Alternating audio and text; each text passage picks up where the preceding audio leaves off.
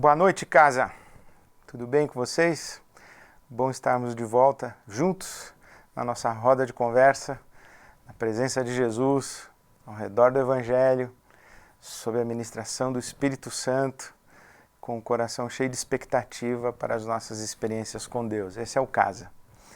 Eu queria convidar você, sem demora, a nós orarmos juntos, consagrando esse tempo e o nosso encontro e a nossa roda de conversa a Jesus.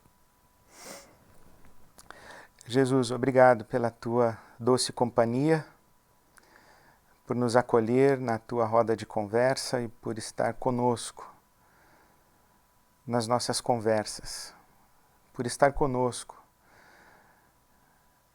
lá no labirinto dos nossos pensamentos e sentimentos, por estar conosco sempre, por estar conosco atravessando os vales de sombra da morte, por estar conosco na noite de choro, de lágrimas, e por estar conosco fazendo o dia amanhecer e devolvendo-nos alegria. Obrigado, Jesus.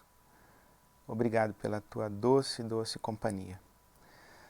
Dá-nos ouvir a tua voz, fala conosco, fala a tua palavra de amor para todos e cada um de nós.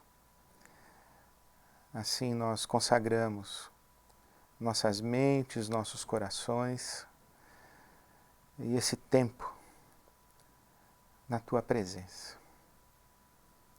Amém. Amém. Estamos juntos e juntos vindos de muitos lugares. Eu estou acompanhando as fotos, as postagens, os testemunhos. Recebi aqui fotos de uns irmãos lá no Piauí, outros irmãos em Maringá e outros na França. Então tem no nordeste do país, no sul do país, do outro lado do oceano. Hoje mesmo falei com amigos que estão em Paris e acompanhando Casa. É um casal apenas, mas eles estão firmes e eu fico muito feliz de estar junto com esses queridos. E domingo eu estava na igreja, veio uma senhora e disse: pastor, estamos juntos toda quinta-feira, o senhor vai lá em casa toda quinta. Eu fiquei feliz da maneira como ela me cumprimentou pela primeira vez domingo passado, fiquei muito feliz. Eu também tenho acompanhado um pouco dos testemunhos que vocês têm enviado. Alguns testemunhos, inclusive, são impublicáveis. São confissões. Acho que algumas pessoas estão se sentindo tão acolhidas, porque é o que elas de fato têm dito, que estão compartilhando as suas orações do caderno e que compartilham na intimidade de casa, estão compartilhando conosco. Eu quero agradecer demais e muito essa expressão de confiança, essa expressão de encontro mesmo, de estarmos tão distantes e ao mesmo tempo tão próximos, tão juntos e em tamanha unidade. E dizer que é com muito respeito, com muita reverência, com muita santidade, com muito temor de Deus que nós acolhemos todos os testemunhos que nós temos recebido e oramos por vocês.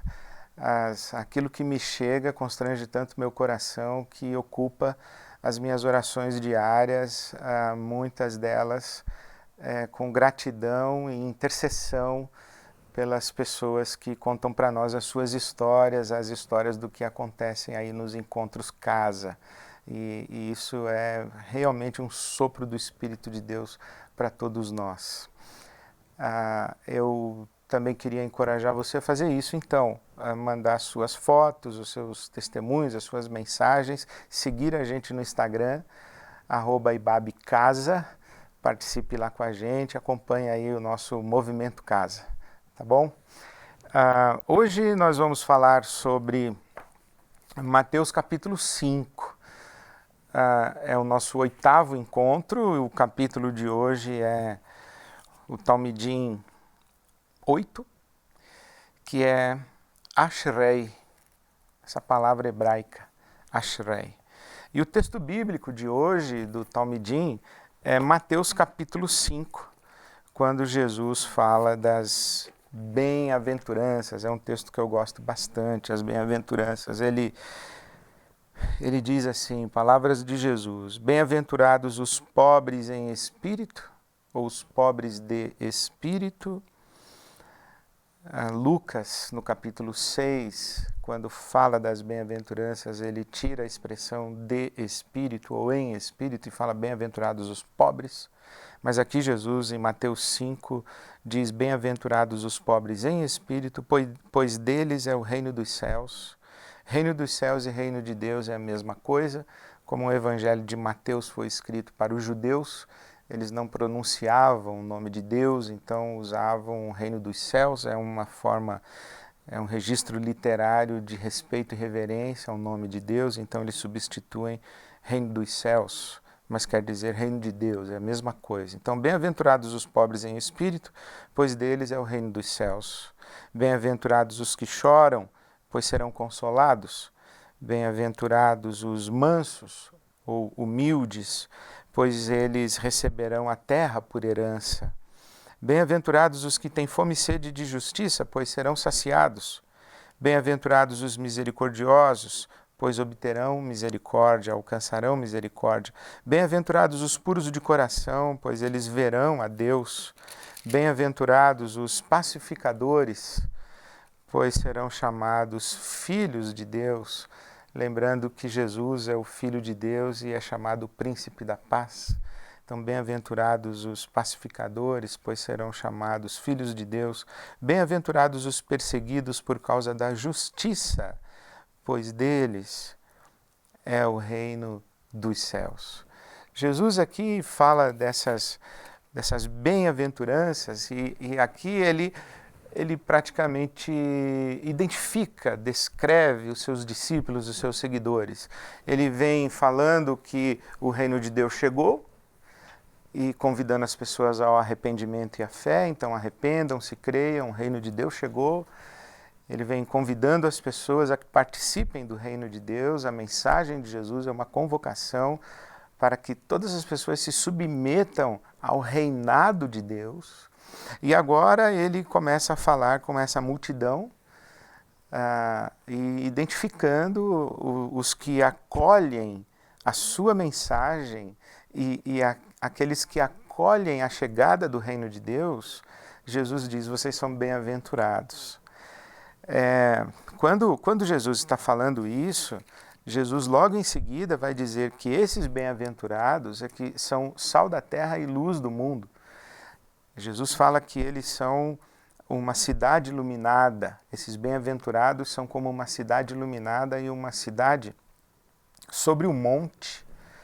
E uma cidade iluminada sobre o monte que não pode ser escondida. Então, naquela época, a cidade luz, hoje seria Paris, né? Mas naquela época a cidade luz era Roma. Roma era a cidade iluminada. Roma era a cidade que levava luz para os povos bárbaros. Mas Jesus está dizendo que não.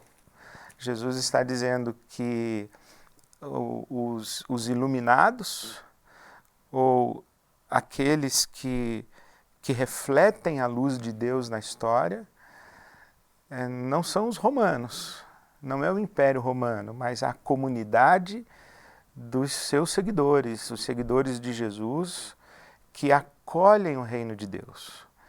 Então esses é que são luz. Então Jesus está falando: olha, vocês que ouviram a minha convocação para que viessem participar do reino de Deus, vocês que se submeteram ao reinado de Deus, vocês é que são a comunidade iluminada. Então Jesus coloca a esperança do mundo nas mãos da sua comunidade. Mas ao mesmo tempo, essa comunidade de Jesus é uma comunidade improvável, porque essas pessoas que ele está identificando como bem-aventuradas estão aí descritas no capítulo 4 de Mateus, os versículos de 23 a 25, que diz que Jesus saiu por toda a Galileia, ensinando nas sinagogas, pregando as boas notícias do reino de Deus e curando todas as enfermidades e doenças entre o povo. E notícias sobre Jesus se espalharam por toda a Síria e o povo lhe trouxe todos os que estavam padecendo vários males e tormentos, endemoniados, epiléticos, paralíticos, e os curou. E aí as multidões começaram a se reunir em volta de Jesus. Então eram pessoas enfermas, doentes, endemoniadas, epiléticas, paralíticas, dessa maneira como Lucas está descrevendo aquela multidão. A multidão de miseráveis, a multidão de pessoas sofridas, a multidão de pessoas em desespero praticamente, as pessoas menos prováveis para serem identificadas como comunidade iluminada, comunidade luz, como esperança do mundo. Mas o que essas pessoas têm? Elas acolheram o reino de Deus. Elas estão marchando para o reino de Deus, porque Ashrei, que é essa palavra hebraica que... Essa é uma coisa interessante, as traduções bíblicas, né, e as línguas da Bíblia. Então você sabe que o Novo Testamento foi escrito em grego, mas que Jesus falava hebraico e falava também aramaico, e que algumas das falas de Jesus foram pronunciadas em hebraico e aramaico. E esse estudioso das línguas semitas, André Churraqui, ele diz que a palavra grega makarios, que vai ser traduzida como bem-aventurados ou felizes os que, é, na verdade, a palavra hebraica ashrei. E o Churraqui, ele diz que Ashur é o pé, Ashrei é o que caminha, é o caminhante. Então Jesus está dizendo assim, em marcha vocês que são pobres, continuem marchando vocês que são pobres, continuem marchando vocês que são que têm fome e sede de justiça, continuem marchando vocês que choram, continuem marchando vocês pacificadores. A palavra de Jesus é uma palavra de estímulo, de encorajamento, é uma palavra de consolo, dizendo assim, olha, não desistam, não desanimem, não se entreguem, mas continuem marchando, porque vocês vão receber o reino de Deus, vocês serão saciados, vocês serão consolados, vocês verão a Deus, vocês serão chamados filhos de Deus. Então, não desistam, continuem marchando. E a pergunta é, para onde essas pessoas marcham? Elas marcham para o reino de Deus. O reino de Deus que já está presente, então elas marcham no reino de Deus, para o reino de Deus. O reino de Deus que já está presente na pessoa de Jesus, o reino de Deus chegou, então elas acolheram a chegada do reino de Deus, elas se submeteram ao reinado de Deus, então elas estão dentro do reino de Deus, mas elas estão no reino de Deus, marchando para a consumação do reino de Deus, quando o reino de Deus for pleno. Então elas estão cheias de uma esperança de um futuro. Elas estão movidas no que nós hoje chamaríamos talvez de uma utopia. Elas são movidas por uma utopia.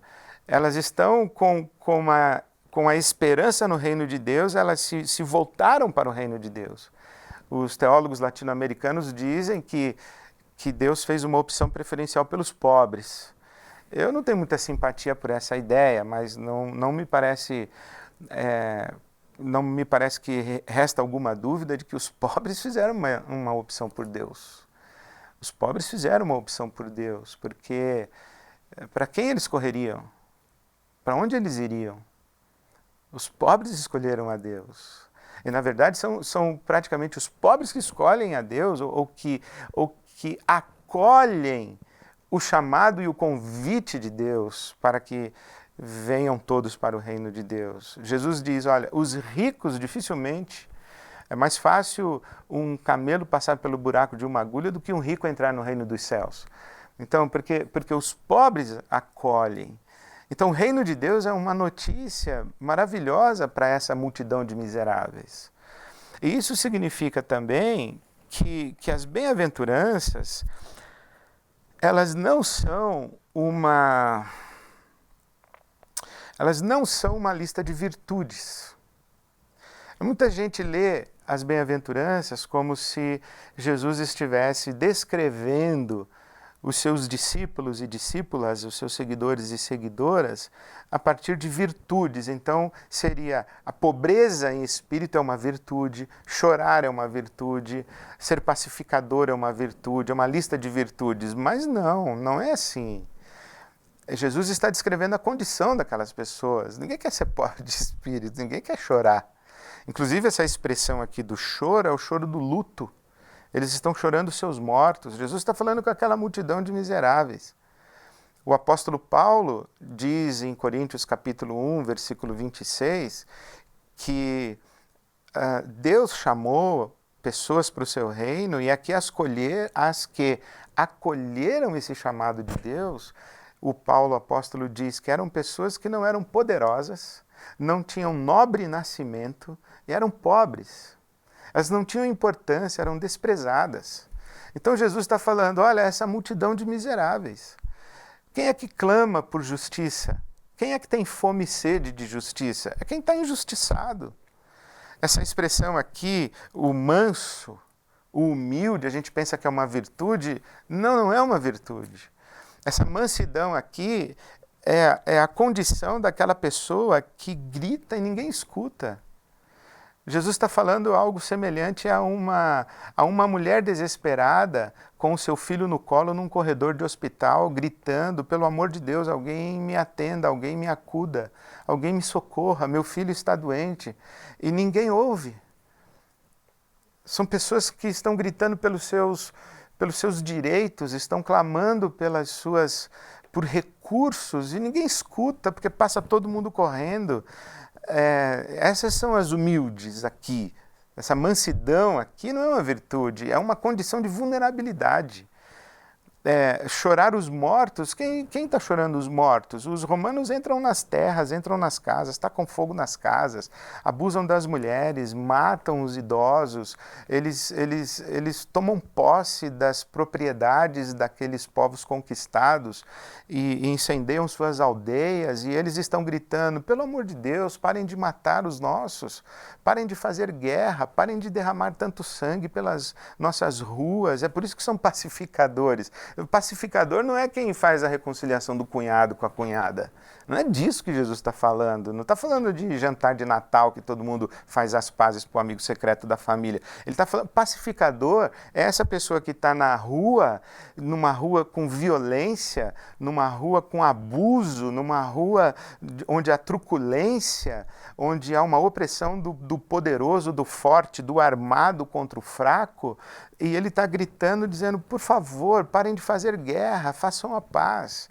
Esses que são puros de coração, uma possível compreensão, não é a pureza de coração, porque não tem ninguém puro de coração, não é uma coisa de beleza, é de simplicidade, de ingenuidade. Gente ingênua, gente simples. Não é pureza no sentido de limpeza, não é uma virtude, é uma simplicidade. Então, assim, quando a gente lê as bem-aventuranças, pelo menos essa leitura, eu aprendi essa leitura com Dallas Willard, no livro dele A Conspiração Divina, fez muito sentido para mim.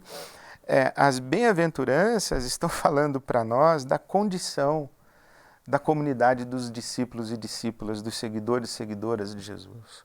E é justamente porque essas pessoas têm essa condição que elas estão abertas para o anúncio do reino de Deus. O reino de Deus que lhes chega como boa notícia. Jesus traz a boa notícia de que Deus agora está presente, de que Deus lhes é favorável.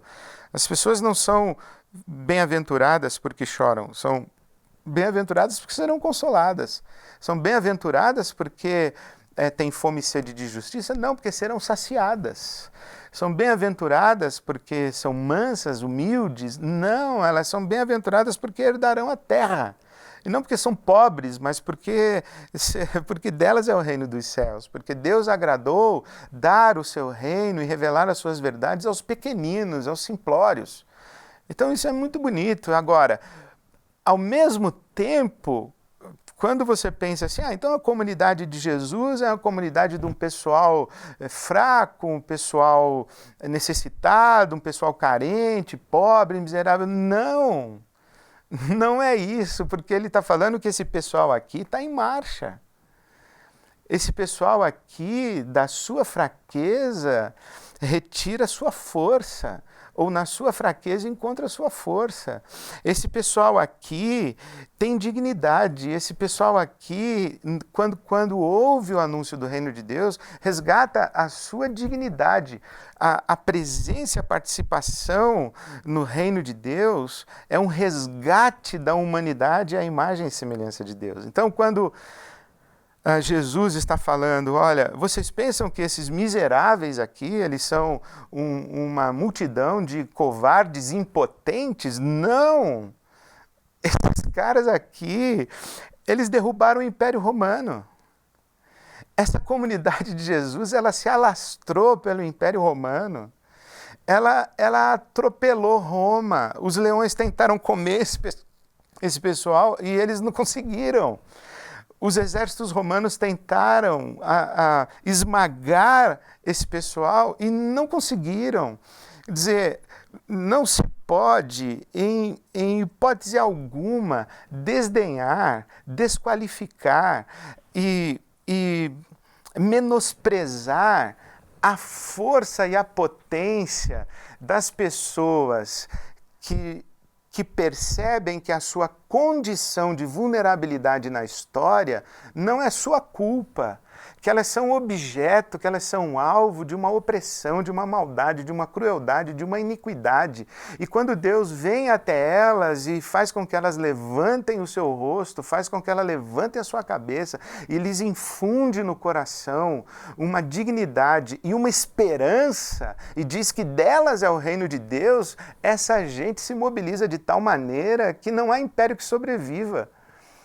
É por isso que Jesus diz, essa gente que acolhe o reino de Deus e que encontra em Deus o Pai Celestial, essa gente que, apesar de desprezada pelo mundo, e o apóstolo Paulo fala assim, que é gente que o mundo acha que é um lixo, essa gente que o mundo acha que é um lixo, Deus diz assim, não é lixo, é meu filho, é minha filha, é meu filho amado, é minha filha amada em quem tenho prazer. E quando as pessoas elas acreditam nisso, que elas são filhas amadas de Deus, elas não toleram mais ser tratadas do jeito como sempre foram tratadas. Elas não se submetem mais a determinadas crueldades, elas se revelam fortes, elas se rebelam, elas se revoltam, elas se insurgem, elas reivindicam, elas se mobilizam, elas conquistam os confins da terra. Porque essa comunidade de Jesus, apesar de ter nascido na vulnerabilidade, na fraqueza e na pobreza, ela é empoderada pela esperança do reino de Deus, pelo derramar do Espírito Santo. Essa comunidade de Jesus aqui é a comunidade que Jesus diz que as portas do inferno não conseguem conter. Ela é potente, ela é forte, ela é irreprimível, ela é imbatível, ela é invencível. Ela é militante na história e ela caminha triunfante na história. Pode ser martirizada, pode ser perseguida, pode ser menosprezada, mas é ela que sacode as estruturas de um império cruel como o de Roma e faz com que ele venha demolindo, até que lá na frente o imperador diz assim, eu preciso me tornar um desses caras daí, eu preciso transformá-los em religião oficial do império. O imperador cede a potência dessa gente aqui, que é sal da terra e luz do mundo. Então, a grande lição dessas bem-aventuranças é que quando as pessoas são fracas, vulneráveis e se percebem numa condição de injustiça, de opressão, e elas descobrem que aquela sua situação, em hipótese alguma, é vontade de Deus para as suas vidas, e que Deus as encontra, lhes estende a mão e diz, vamos, eu quero tirar você daí, eu quero enxugar sua lágrima, eu quero saciar a sua fome de justiça, eu quero empoderar e enriquecer você, eu quero me revelar para você, eu quero que os seus olhos me vejam. Essas pessoas assim, que se descobrem a sua dignidade, a sua potência em Deus, essas pessoas é que são a esperança do mundo. E a comunidade dessas pessoas é que é a esperança do mundo. Jesus falou, essa gente que vem para o reino de Deus e que se descobre como filhos e filhas amados de Deus no reino de Deus e se submete ao senhorio de Jesus, esses e essas é que são sal da terra e que são luz do mundo. Essa é a grande lição. A grande lição é que Deus estende a mão para todos aqueles que sofrem e sofreram a crueldade das potências malignas e maléficas da história. E lhes oferece um novo caminho, uma nova oportunidade, uma nova vida. Portanto, não importa que história ruim você tem, que condição ruim você tem, que dor, que sofrimento, que tragédia bateu na sua porta e que situação de injustiça, de lamento, de choro, não importa quanto você está numa situação de vulnerabilidade, quando você se descobre como filho e filha amada de Deus, Deus escreve novamente a sua história e usa você para ajudar a escrever uma outra história possível num mundo tão cruel como o nosso. Então, eu queria sugerir que você conversasse com o seu grupo e com as pessoas e fosse orar da seguinte maneira. Então, Jesus disse que as pessoas que são a sua comunidade são as pessoas que estão ali na condição da vulnerabilidade. E ele fala dos que choram, dos que têm fome e sede de justiça. E eu dei um exemplo daquela mulher com um filho no colo num corredor de hospital. Que outros exemplos você pode dar da nossa sociedade? Se Jesus estivesse andando pelas ruas da sua cidade, que condição vulnerável ele encontraria?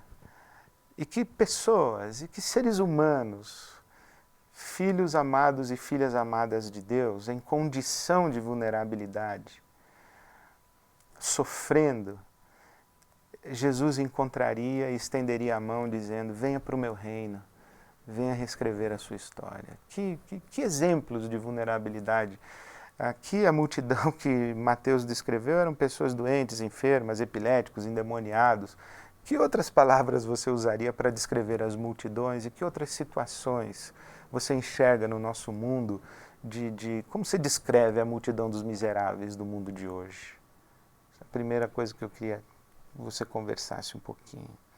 Uma outra coisa que me ocorre é que é muito interessante como Jesus articula no Evangelho o fraco é na verdade o forte, o último é na verdade o primeiro, o servo é na verdade o maior de todos, o pobre é o mais rico de todos. Como você pensa a relação pobreza, riqueza, fraqueza, força e o Evangelho e o reino de Deus? Como é que você pensa isso? O que isso quer dizer para você? Como isso te encontra? Né? A outra coisa que me ocorre perguntar para você é a seguinte, de onde vem essa potência toda dessa gente fraca? De onde vem esse empoderamento todo das pessoas simples? Eu aprendi por observação e convivência, e um dia essa expressão estourou no meu coração. A vingança do pobre é a sua felicidade. Eu convivo com muita gente rica, poderosa e infeliz. Eu até diria que parece que é quase que uma condição inerente. Riqueza, poder e infelicidade. Parece que essas coisas se juntam. Ricos e poderosos, para que encontrem serenidade, paz e felicidade, eu vou te dizer, tem que ter um encontro com Deus muito profundo. Mas eu queria que você pensasse um pouco sobre isso. De onde vem essa resiliência toda dessa gente pobre, dessa gente fraca? De onde vem essa resiliência toda dessa mulher que teve 7 filhos e perdeu 3? E continuou lutando e continuou marchando. Dessa gente que lota os vagões dos nossos trens. indo para o trabalho de madrugada.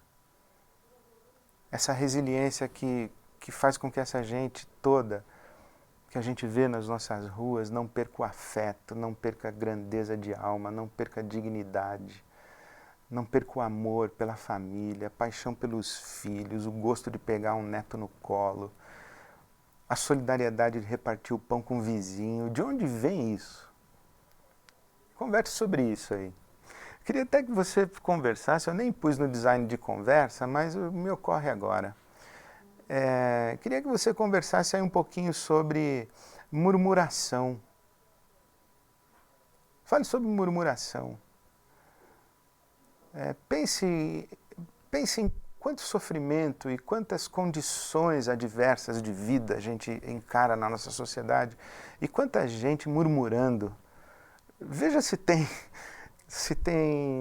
nexo, veja se tem proporcionalidade a alegria e a murmuração na nossa sociedade. Quem são as pessoas que mais murmuram e quem são as pessoas mais combativas? Não sei se você vai concordar comigo, mas eu acho que as que mais murmuram são as que têm a condição de maior conforto.